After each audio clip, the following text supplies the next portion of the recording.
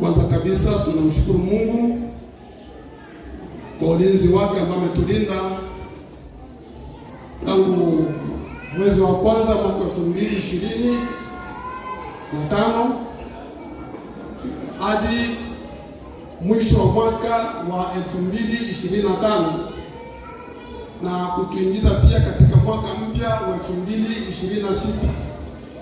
Jina la Bwana libarikiwe. Nasi tulitamani kumtolea nafasi kama na hii kumfanyia ibada kwa siku ya kwanza ya mwaka huu,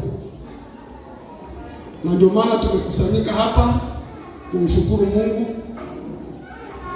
kumsifu, na pia tuanze kufungua mwaka wa neno kama na hili ambalo tumelisoma hapa.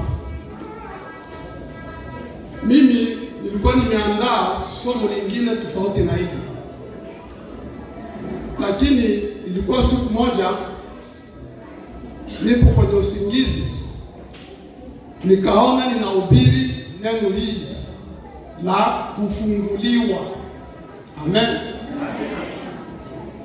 Hilo ndilo neno Bwana amenipa, nihubiri neno la kufunguliwa. Na wakati nilipoamka nilimwambia mke wangu, mimi neno ambalo nilikuwa nimeliandaa naona sitalifundisha tena. Wakati ya kuhubiri neno la kufunguliwa, na ndio maana nilitamani tujifunze somo hili,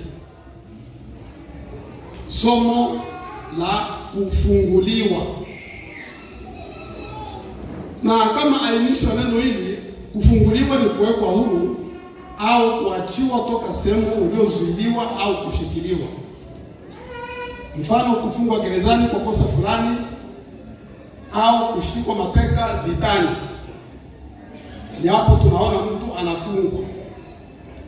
Na Yesu Kristo kama kawaida yake alikuwa akiingia ndani ya masinagogi ili kufundisha.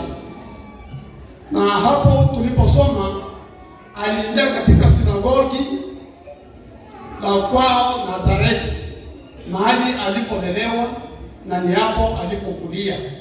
Na humo alipewa chuo cha nabii Isaya ili asome. Na wakati alipopewa chuo cha nabii Isaya, alitafuta mahali palipoandikwa neno hili ambalo tumelisoma hapa, ya kwamba Roho wa Bwana yu juu yangu, kwa maana amenitia mafuta